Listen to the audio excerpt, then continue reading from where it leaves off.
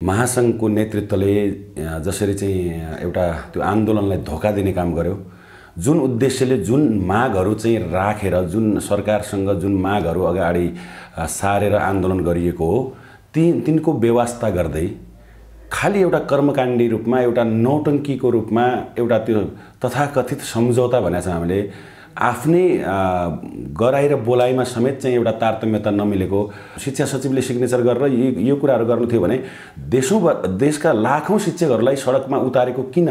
उल्लु बनाउने, मूर्ख बनाउने काम चाहिँ नेतृत्वबाट भएको छ। अहिलेसम्म लुकेर बस्नु भएको छ। कम्तीमा यो मासमा आउने हिम्मत गर, मासमा आएर त्यो मासलाई सन्तुष्ट पार्न सक्नु पर्थ्यो त। हामीले यो अर्थमा हामीले कन्भिन्स गर्नु पर्थ्यो। सामुदायिक शिक्षालाई ध्वस्त पार्ने तरिकाले चाहिँ यो ऐन अगाडि बढ्दैछ, त्यसकारण यो गलत ऐनलाई चाहिँ रोक्नुपर्छ। शिक्षकले सापटी लिन नपाइने, उधारो लिन नपाइने, उपहार लिन नपाउने, अनुमति लिनुपर्ने स्थानीय सरकार भन्ने त्यस्ता शब्दावलीहरू समेत यसमा राखेको छ। झन् अझ अर्को आपत्तिजनक कुरा के छ भने यौन दुराचारीको एउटा चाहिँ के त्यो एउटा अपमानजनक तरिकाले त्यहाँ उल्लेख गरिएको छ।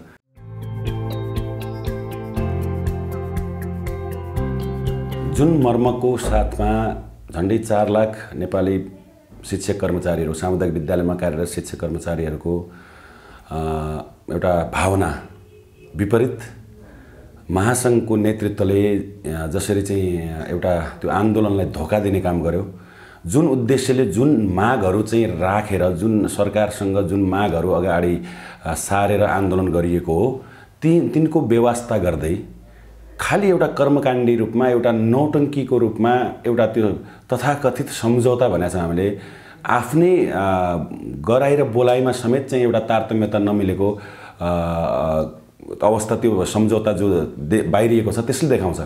भनेको मतलब 2 गते म तपाईलाई यसको पृष्ठभूमिमा जान चाहन्छु। 2 गते नै तिनै जसले अहिले सम्झौतामा हस्ताक्षर गर्ने चाहिँ के अरे शिक्षा मन्त्रालयका सचिवज्यूले तपाईहरु आन्दोलन नगर्नुस्, वार्तामा आउनुस्, छलफल गरौँ भनेर बोलाएकै थियो त।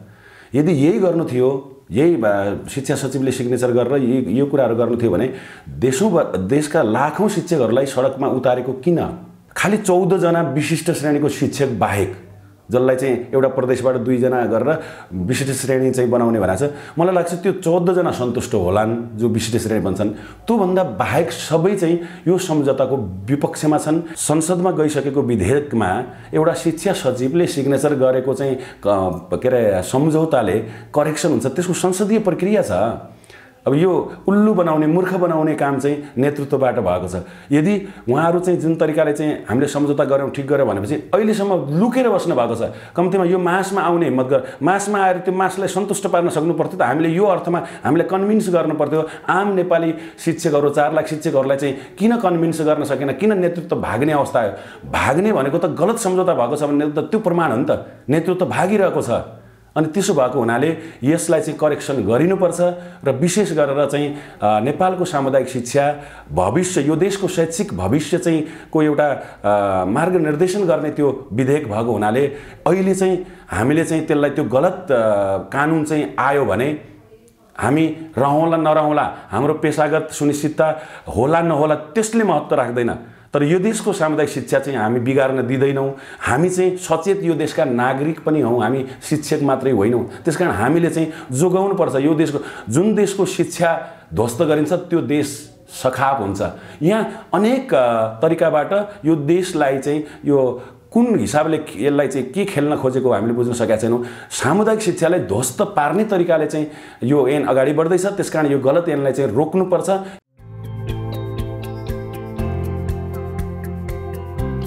त्यो सम्झौताले झट्ट त्यो बुदाहरू तपाईहरुले पनि अध्ययन गर्नुभयो भने त्यसले फाइदा 14 जनालाई गर्यो भन्दैछु म। विशिष्ट श्रेणी भन्ने एउटा थप्यो, त्यो विशिष्ट श्रेणीमा कोही त्यो नेतृत्वमा रहेकाहरू पनि पर्लान् त्यो भित्र।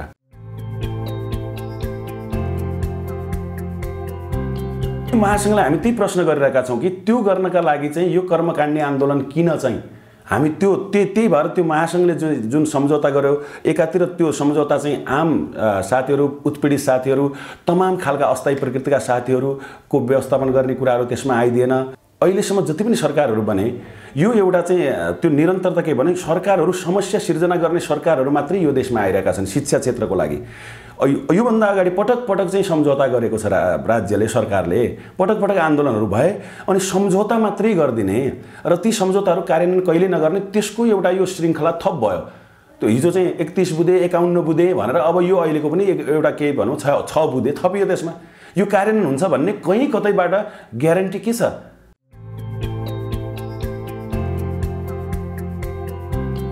सम्झौता गर्दै जाँदाखेरि महासङ्घले कम्तीमा 4 लाखको नेतृत्व, नेपाल शिक्षक महासङ्घ हाम्रो आधिकारिक साता संस्था हो, त उसले त्यो सम्झौताहरू हेर्दाखेरि चाहिँ जो अहिले चाहिँ असन्तुष्टिहरू यति तपाईँले देखिराख्नु भएको छ, देशैभरि असन्तुष्टिहरू छ, महासङ्घ नै चाहिँदैन अब भन्ने तरिकाको, महासङ्घको विरुद्धमा नै चाहिँ के अरे आम शिक्षक साथीहरू बोल्ने अवस्था किन आयो त?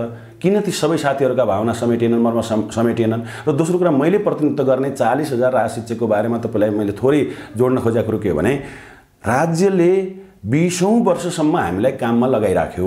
यी राहतहरू भनेका अयोग्य हुन्, काम नलाग्ने हुन्, यिनीहरूलाई चाहिँ के अरे हटाउनुपर्छ भनेर एकतर्फी रूपमा कहीँबाट मिडियाबाट गरेको छ। अहिलेसम्म शिक्षक दरबन्दी एउटा पनि थप्न सकेको छैन यो देशले। 19 वर्षसम्म शिक्षक सेवा आयोग खोलेन। त्यतिखेर चाहिँ तपाईँको के हो भने सेना प्रहरीको मात्रै दरबन्दी थप्यो, देश द्वन्द्वमा थियो। झन् एउटा त त्यो सशस्त्र प्रहरीको त एउटा डफा, एउटा बटालियन नै खडा गर्यो। मुलुकको आवश्यकता त्यतिखेर त्यो थियो। तर विद्यालयहरू थपिँदै गए। हिजो चाहिँ प्राइमेरी लेभलको स्कुलहरू चाहिँ +2, 11, 12सम्म पुगे। सरकारले दरबन्दी दिन सकेन, अहिलेसम्म दिन सकेका छैन, एउटा दरबन्दी थपिया छैन। तर त्यहाँ पढाउनका लागि हामीलाई चाहिँ राहत शिक्षकका नाममा राज्यको तत्कालीन प्रक्रिया हामीलाई छनौट गरेर र सरकारी संयन्त्रले, जिल्ला शिक्षा कार्यालयले नियुक्ति दिएर हामीलाई काममा लगाएको हो नि त। 20 वर्षमा हामीलाई सरकारले काममा लगाएको हो नि त। हामी चाहिँ कसैले टीका लगाएर दाइजो दिया त होइन नि, सरकारकै प्रक्रिया अन्तर्गत हामीलाई नियुक्त गरेर 20 वर्ष हामीलाई काममा लगायो। अनि 20 वर्षसम्म हामीले काम गर्दाखेरि हामी भ्यालिड भयौँ, योग्य भयौँ, हाम्रो काम भ्यालिड भयो, हामीले गरेको चाहिँ हामीले उत्पादन गरेको चाहिँ जनशक्ति भ्यालिड छ, यो देशको उच्च पदमा पुगिसकेको छ। अब व्यवस्थापन गर्दाखेरि अहिले चाहिँ व्यवस्थापनबाट सरकारले चाहिँ पन्छिन मिल्दैन। र दोस्रो, हामी जस्तै प्रकृतिको यही देशमा हिजो अस्थायी प्रकृतिको शिक्षकलाई पनि के अरे राज्यले व्यवस्थापन गरेको छ।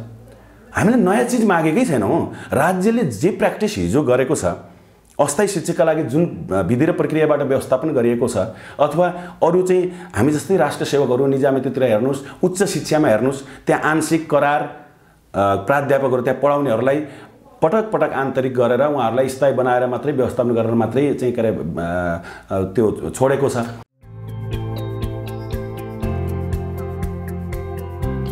हामीले अहिले तलब त पाएका छौँ, त्यो तलब हामीले लडेर पाएको हो। तर तलब मात्रै पाएर भएन, व्यवस्थापन पनि गर्नु पर्यो। 20 वर्षसम्म काममा लगाइसकेपछि अब तिमीहरू घर जाऊ भनेर चाहिँ सिधै निकाल्न पाइँदैन। यदि हिजो त्यस्तै घर पठाउने, अरूलाई पनि घर पठाउने गरिदिया भएपछि हामी हाम्रो लागि पनि त्यही सिस्टम भन्ने हुन्थ्यो। हामी जस्तै हामीभन्दा पछाडि नियुक्त भएको चाहिँ अस्थायी शिक्षकलाई चाहिँ यो राज्यले व्यवस्थापन गरेको छ। तपाईँको क्याम्पसहरूमा, उच्च शिक्षामा त्यहाँ चाहिँ नियुक्त भएका आंशिक करारहरूलाई क्रमशः आन्तरिकबाट चाहिँ व्यवस्थापन यसै राज्यभित्र गरेको छ। अरू निकायहरूमा, सरकारी निकायहरूमा तपाईँको हिजो स्थानीय निकायमा चाहिँ के अरे राखिएका चाहिँ कर्मचारीहरू चाहिँ क्रमशः व्यवस्थापन गर्दै स्थायी गर्दै गरेको छ। सबै ठाउँमा गरेको छ भने हामी मात्रै सौतेला कसरी भयो? हाम्रो मात्रै व्यवस्थापन नहुने किन? समानताको हक भन्ने कुनै एउटा नागरिकको लागि एउटा प्राथमिकता पाउने, उसले एउटा विधिबाट व्यवस्थापन हुने, हामी मात्रै व्यवस्थापनभित्र किन नपर्ने? हामी यो देशका नागरिक होइनौँ र हामीले नयाँ माग मागेका छैन। नयाँ त्यस्तो अराजक र कसैलाई हुँदै नभएको, यो देशमा कहिले हुँदै नभएको चिज हामीले मागे होइन। हामी जस्तै नियुक्ति प्रक्रियाबाट नियुक्त भएको, हामीभन्दा पनि पछाडि नियुक्त भएको एक थरी शिक्षकलाई चाहिँ राज्यले व्यवस्थापन गर्यो नि त हिजो। भने हामीलाई किन नगर्ने? हामीले 20 वर्ष यो राज्यको चाहिँ विद्यालय शिक्षामा हामीले योगदान गरेका छैनौँ। हामीले हाम्रो योगदानको मूल्याङ्कन राज्यले गर्ने कि नगर्ने? एउटा प्राइभेट कम्पनीले त कम्तीमा आफ्नो लेबरलाई एउटा सेक्युरिटी चाहिँ दिन्छ उसको भविष्यको। भने एउटा कम्पनी लिमिटेड जत्तिकै पनि राज्यले हैसियत गर्दैन। आफूले काममा लगाएको के अरे तपाईँको राष्ट्र सेवकलाई गलत तेरा निकालिदिने हो।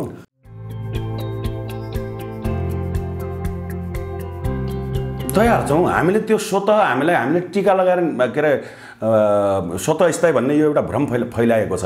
हामी त्यो भने हिजो जुन नजिरहरू चाहिँ हामी जस्तै प्रकृतिबाट, हामी जस्तै नियुक्त भएका, जस्तै अस्थायी शिक्षक र हाम्रो नियुक्ति प्रक्रिया एउटै हो। हामीभन्दा पछाडि नियुक्त भएका पनि अस्थायी शिक्षकलाई राज्यले व्यवस्थापन त गरिसकेका छ नि त एक चरणमा, त्यो धेरै समय पनि भएको छैन भने उहाँहरू जस्तै हामीलाई किन नगर्ने त? हाम्रो प्रश्न त्यहाँनिर हो। हामीले चाहिँ त्यो आन्तरिक परीक्षाबाट हामीले परीक्षा नै लिनु हुँदैन, स्वतः थाहै गर भन्ने यो भ्रम फैलाएको छ। हामी स्वतः थाहै गर भनेकै छैनौँ। तपाईँको के छ भने आन्तरिक प्रतिस्पर्धामा सफल नहुने साथीहरूलाई गोल्डन ह्यान्डसेकको प्रबन्ध गरिएको छ नि त हिजोको नजिरले। जो सफल हुँदैनन् साथीहरू उहाँहरू चाहिँ सेवा सुविधासहित उहाँहरूको अहिलेसम्मको योगदानको चाहिँ मूल्याङ्कन गरेर उहाँहरूलाई सेवा सुविधासहित चाहिँ तपाईँको चाहिँ ससम्मान विदाई गरिन्छ। हामीले चाहिँ पोसाक भत्ता चाहिँ दिएको छ, महँगी भत्ता दिएको छ, तलब स्केल फुल दिएको छ। अब मात्रै एउटा व्यवस्थापनको पाटो न हो, स्थायी व्यवस्थापनको 20औं वर्ष पढायौँ अनि अहिले आएर व्यवस्थापनको रूपमा सरकारले पेन्सन मिल्दैन। हामीलाई चाहिँ जुन तरिकाले हिजो हामी जस्तै प्रकृतिका साथीहरूलाई यसै राज्यभित्र व्यवस्थापन गरिएको छ त्यसै तरिकाले चाहिँ हामीलाई व्यवस्थापन गरियोस् भन्ने चाहिँ हाम्रो मुख्य माग चाहिँ त्यो।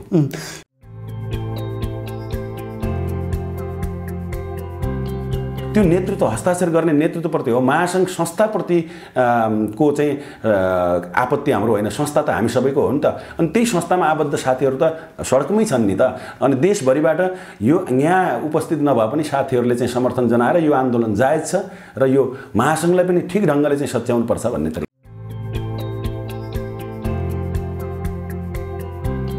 महासङ्घको त्यो नेतृत्वले त्यो धोका गर्यो गरिसकेपछि महासङ्घको त्यहाँ हस्ताक्षर गर्ने मान्छेहरू, मैले यो अवैधको कुरा किन निकालेको हुँ भने त्यो नेतृत्व अवैध थियो र अवैधले घोषणा गरेर हामीले नआउने भन्ने कुरो हुँदैन कि नेतृत्व अपडेट हुन सकेका छैन भनेर एउटा मैले त्यो दृष्टान्त मात्रै दिएको। संस्था त भ्यालिड हो नि, संस्था त वैध हो नि त, महासङ्घ त वैध हो, वैधानिक संस्था हो। तर त्योको नेतृत्वले चाहिँ न संस्थालाई अपडेट गर्न सकेका छ र अहिले पनि जुन ढङ्गले नेतृत्वले जुन भूमिका निर्वाह गर्नु पर्थ्यो त्यो भूमिका पनि निर्वाह नगरिसकेपछि त्यो नेतृत्व चाहिँ निकम्मा भयो। त्यो नेतृत्वले चाहिँ आम 4 लाख शिक्षकहरूको चाहिँ नेतृत्व गर्न सकेन, उनीहरूको भावनाको चाहिँ त्यहाँ प्रतिनिधित्व गर्न सकेन। त्यो भएर चाहिँ समस्या आयो र त्यो महासङ्घलाई पनि ठिक ढङ्गले चाहिँ साँच्चीकै वास्तवमा नेपाली शिक्षक कर्मचारीहरूको महासङ्घका रूपमा चाहिँ लैजानुपर्छ। अहिले मुख्यतया राहत शिक्षक अनि बाल विकास, त्यसपछि विद्यालय कर्मचारी अनि पेन्सन वञ्चित शिक्षक अनि साबिक उच्च मावि स्टुन भन्ने छ त्यो साथीहरू, साबिक उच्च माविका साथीहरू। अनि त्यसपछि आएर यो बहिरा शिक्षक भनेर उहाँहरू पनि हुनुहुन्छ र स्थायी शिक्षकहरू समेत। यहाँ उपस्थितिका हिसाबले अस्तिको चाहिँ जो उपस्थिति छ त्यो उपस्थिति यहाँ छैन, तर भावना र प्रतिबिम्बको हिसाबले सबै 4 लाखकै भावना चाहिँ यो सडकमा छ।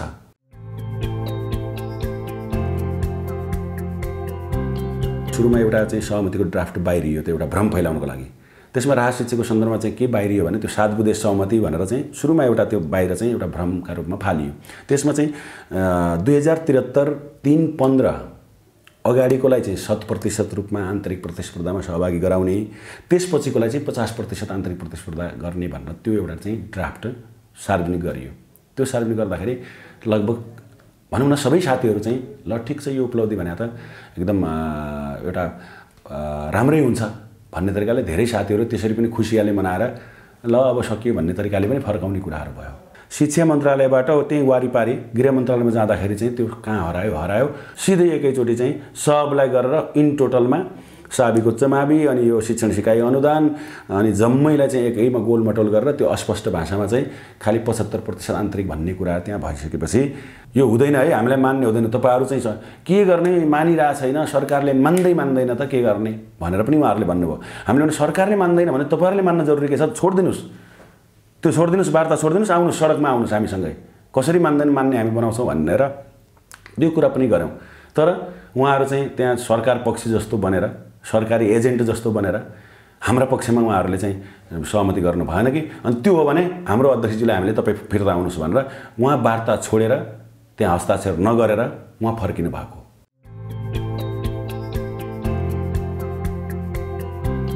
हाम्रो निकास भनेको यो जुन गलत विधेयक छ यो करेक्सन हुनुपर्छ। यो करेक्सन हुने चाहिँ एउटा ग्यारेन्टी राज्य पक्षबाट, सरकार पक्षबाट गरिनुपर्छ।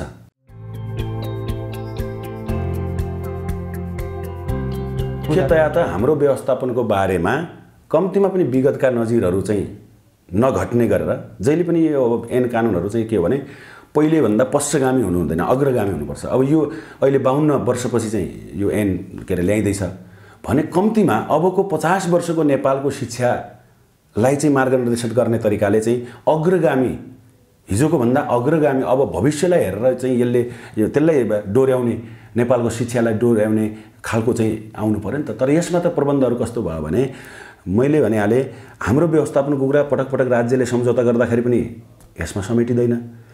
शिक्षा क्षेत्रका विद्यालय, सामुदायिक विद्यालयका जुन तमाम खालका समस्याहरू छन् तिनको समाधान चाहिँ यसले के अरे सम्बोधन गर्दैन।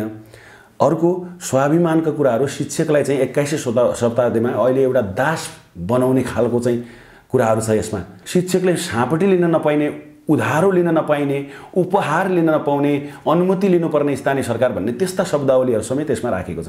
झन् अझ अर्को आपत्तिजनक कुरा के छ भने यौन दुराचारीको एउटा चाहिँ के अरे त्यो एउटा अपमानजनक तरिकाले त्यहाँ उल्लेख गरिएको छ। यो के भन्छ तपाईँको मादक पदार्थ सेवन गर्न नपाइने, बहुविवाह गर्न नपाइने भन्ने शब्दावलीहरू ऐनमा राख्न सकिन्छ। त्यो त अरू कानुनले सबैलाई वञ्चित गर्दछ, त्यो त आम नेपाली नागरिकले पनि त बहुविवाह गर्न पाइँदैन होला नि। अनि अरू राष्ट्रिय सेवा कर्मचारीहरूले पाउने र अनि शिक्षकले नपाउने भन्ने अर्थ हो कि? एक त सेवा सुविधा चाहिँ न्यून छ, शिक्षण पेसा चाहिँ तपाईँको आकर्षणको पेसा हुँदै भएको छैन। एउटा चाहिँ हाई स्कुलको माध्यमिक तहको शिक्षक सेवा आयोग पास गरेको साथी त्यो छोडेर चाहिँ निजामतीको खरिदारमा गइरहेको छ। यो पेसामा आकर्षण घट्दो छ, यो पेसामा भोलि मान्छे पाइने कि नपाउने भन्ने त्यस्तो छ। अर्कोतिर सेवा सुविधा चाहिँ केही नदिने, अनि त्यसपछि आएर चाहिँ तपाईँको ठिक पार्नका लागि चाहिँ जस्तै कस्तो भनेपछि त्यो प्रबन्धहरू, कारवाहीसम्मका कुराहरू, अर्का कुराहरू स्थानीय सरकारको के अरे वडा अध्यक्षहरूको, मेयर साहबहरूको जिम्मा लगाइदिने कुराले यो शिक्षा क्षेत्र सकिन्छ।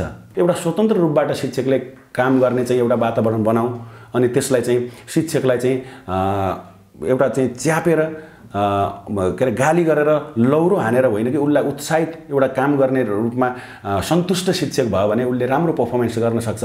उसले एउटा तन मनका साथमा चाहिँ समर्पित भएर उसले चाहिँ विद्यालयलाई राम्रो बनाउनको लागि उसलाई स्वतन्त्र हिसाबले आफ्नो काम गर्ने वातावरण दिउँ भन्ने हो।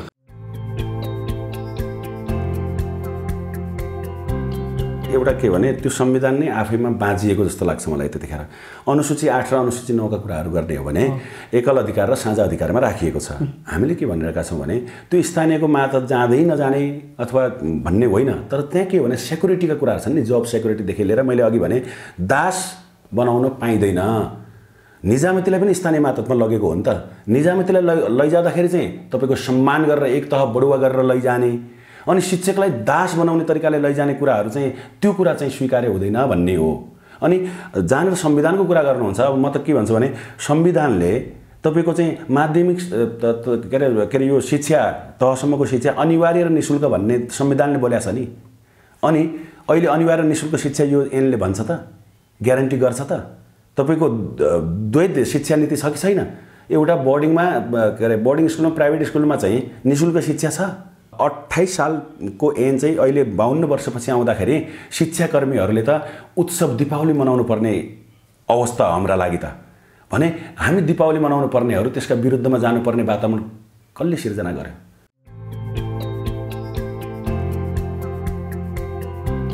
सरकारले हाम्रो चाहिँ माग र मुद्दा सम्बोधन गरिदियो भने आजै गरिदिने हो भने आजैसम्म सकिन्छ, भोलि गरिदिने हो भोलि सकिन्छ। सरकारले किन यो यसलाई गम्भीर रूपमा लिइरहेको छैन? किन साथीहरूलाई घर जाने वातावरण सरकारले बनाइरहेको छैन? यो कुरामा चाहिँ सरकार गम्भीर हुनुपर्छ र जति सक्यो चाँडो यो कहिलेसम्म भन्ने कुराको जवाफ सरकारले दिनुपर्छ। सरकारले कहिलेसम्म हामीलाई यहाँ राख्छ? जबसम्म चाहिँ उसले सम्बोधन गर्दैन तबसम्म हामी यहीँ रहन्छौँ। त्यो बालबालिकाको पढ्न पाउने अधिकार हाम्रा कारणले वञ्चित भएन कि राज्यका कारणले भयो नि? राज्यले हामीलाई सडकमा उतारेन, आउन बाध्य पारे नि त। त्यो राज्यले त्यो जिम्मा लिनुपर्छ। र दोस्रो, हामीले यो सिधै एकैचोटि आएर चाहिँ त्यो विद्यालय छोडेका होइनौँ नि। पटक पटक महिनौँ दिनसम्म हामीले अनेक तरिका बिन्ती पत्र हाल्ने, ध्यान आकर्षण गर्ने, पक्षीकरण गर्ने, सरोकारवालाहरूसँग तमाम खालको चाहिँ हामीले चाहिँ लबिङका कुराहरू सबै बाटोहरू सकेर ती कुराहरूबाट नसुनिसकेपछि बाध्य भएर अब सिधै दर्ता गरिसकेपछि संसद सचिवमा लगेपछि हामी बाध्य भएर सडकमा आएका हौँ नि त। अहिले 1-2 दिन बन्दले चाहिँ त्यो क्षति जे हुन्छ हामीले भनेका छौँ त्यसलाई विगतमा पनि हामीले एक्लै आन्दोलन गर्दाखेरि पनि राहत शिक्षक केन्द्रीय समितिले एक्लै रूपमा आन्दोलन गर्दाखेरि पनि हाम्रो आन्दोलनका चरणहरू हामीले थप 1 घण्टी पढाउने पनि आन्दोलन गऱ्यौँ। हामीले बन्द गर्ने आन्दोलन मात्रै गरेनौँ, हिजो थप हामीले एक्स्ट्रा 1 घण्टी पढाउने अनि बिदाको दिन पनि पढाउने हामीले त्यस्ता रचनात्मक आन्दोलन पनि गरेका छौँ। र अझ हामी यसमा कति चाहिँ दुःखका साथ हामी अत्यन्त दुःखी छौँ। यो चाहिँ विद्यार्थी भाइ बहिनीहरूलाई जुन क्षति भएको छ, तर हामी त्यो कमिटमेन्ट के गरेका छौँ भने जति दिन विद्यालय चाहिँ हामी अनुपस्थित भएका छौँ विद्यार्थीहरूको, किनकि उहाँको कोर्स पुरा गर्ने उहाँहरूको चाहिँ एउटा सिक्ने चाहिँ जुन अधिकार छ, जो हाम्रा कारणले होइन राज्यका कारणले चाहिँ अहिले यो अवस्था आएको छ, उहाँहरूलाई हामी अतिरिक्त समयमा अतिरिक्त कक्षाको व्यवस्था गरेर अनि विद्यालय के भन्छ सार्वजनिक बिदाहरू जस्तै चाहिँ तपाईँको अलि लामो बिदाहरू हुन्छ, वर्षे बिदाहरू हुन्छ, दसैँ तिहारको बिदाहरूका बेला हुन्छ, अथवा शनिबार नै किन नहोस् त्यो उहाँहरूलाई क्षति हुन दिन्नौँ हामीले।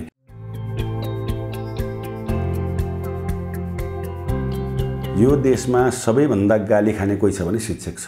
शिक्षकको सेवा सुविधा चाहिँ कहिले पनि चाहिँ तपाईँको चाहिँ पुरा नगर्ने, शिक्षकहरू युज मात्रै हुने र क्वालिटीका लागि चाहिँ तपाईँको के भने शिक्षक पनि दोषी होलान्, तर त्यो नीति दोषी छ। के कारणले बिग्रिरहेको छ, शिक्षकको कति % दोषी छन्, त्यो दोष शिक्षकले पनि लिएलान्, शिक्षकले करेक्सन हुने कुराहरू पनि त्यो होला। यो अधिकार र कर्तव्य भन्ने चिज दुइटै सँगसँगै हुनुपर्छ भन्ने हो। हामी चाहिँ अधिकार मात्रै होइन, हामी कर्तव्यका लागि पनि संवेदनशील छौँ। अधिकार र कर्तव्य सँगसँगै हो। शिक्षकलाई चाहिँ तपाईँको एउटा दास बनाउने तरिकाले चाहिँ जान्छ अनि त्यसपछि फेरि अझ विद्यालयले चाहिँ नीतिले नै चाहिँ तपाईँको राजनीति गर्ने थलोको रूपमा त्यहाँ राजनीति घुसाइन्छ अनेक तरिकाले। अनि दोष जति जम्मैले टिचरको टाउकोमा मात्रै थुपा।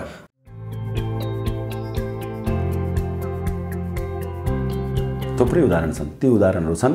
त्यहाँ चाहिँ जो कम्पोनेन्ट भने नि त मैले, त्यो शिक्षकले मात्रै फेरिदिएको होइन, त्यहाँको चाहिँ समुदाय, त्यहाँको अरू कुराहरू त्यो हामीले अध्ययन गर्ने हो भने एउटा शिक्षक ठिक छ, ऊ एउटा इनिसिएसन सुरुवात एउटा प्लानिङ गर्ने कुराहरू पक्कै होला। त्यहाँको वातावरण त्यो सुध्रिएका स्कुलको हेरौँ र बिग्रिएका स्कुलहरूको हेरौँ र के कारणले बिग्रेको छ, शिक्षकले सुधारेको छ। अनि शिक्षकको कारणले मात्रै बिग्रिएको पनि होइन भने मैले भनेको हो, सुध्रिएको कारण चाहिँ शिक्षकले चाहिँ सुधार्न सक्छ भन्ने त हामी भन्ना छौँ। अनि बिग्रिने कारक तत्त्वहरू के हुन् त, एउटा शिक्षकका कारणले मात्रै बिग्रिएको हो त, ती पनि हेरौँ न। अरू के छन् कम्पोनेन्टहरू बिगार्ने कुराहरू, त्यो सुधार गरौँ। अनि शिक्षकले करेक्सन हुनुपर्ने ठाउँमा शिक्षकलाई पनि करेक्सन गरौँ। मैले भने अधिकार र कर्तव्य दुइटै कुरालाई सँगसँगै लैजाउँ। शिक्षकले सुधार गर्नुपर्ने कुरामा शिक्षकले पनि, मैले भने त्यो बिग्रिनुमा कति % दोषी शिक्षक छ त्यसलाई कसरी करेक्सन गर्नुपर्छ त्यसमा पनि टाइट रूपमा जाउँ, सिस्टममा जाउँ सबै कुराहरू। शिक्षकलाई चाहिँ कस्ने मात्रै कुराहरू होइन कि त्यहाँको के कारणले बिग्रेको छ। हामी सामुदायिक विद्यालय राम्रो होस् भन्ने हामी चाहना राख्ने मान्छे हो। हामी सामुदायिक विद्यालयलाई माया, अब मैले पढाएको विद्यालय राम्रो भयो भने मलाई खुसी लाग्ला कि बिग्रियो भने मलाई खुसी लाग्ला, सामान्य रूपमा भनौँ न। म बिगार्नका लागि त्यहाँ लाग्यो भने त, सुध्रियो भने त त्यहाँ मेरै नाम आउने हो त।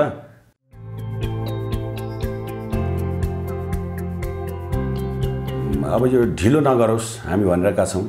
हाम्रो जायज मागहरू, न्यायिक मागहरू सरकारले सुन्नै पर्छ, सरकारले सम्बोधन गर्नै पर्छ। त्यो त्यसमा भएका विधेयकमा भएका गलत प्रावधानहरू जसले सामुदायिक शिक्षालाई र सामुदायिक शिक्षकहरूलाई, शिक्षक मारा र शिक्षकहरूलाई चाहिँ सिद्ध्याउने कुराहरू चाहिँ त्यो आइरहेको छ, त्यसलाई करेक्सन नगरी सुकै छैन। हामी सडकबाट फर्किँदैनौँ। ढिलो नगरोस् सरकारले, हामी चाहन्छौँ क्षति नहोस्। हामी सडक छोड्नलाई आएका होइनौँ, हामी यसलाई चाहिँ एउटा परिणाम र एउटा निष्कर्षमा पुर्याएर मात्रै हामी फर्किन्छौँ, होइन भने हामी सडकमै रहिरहन्छौँ।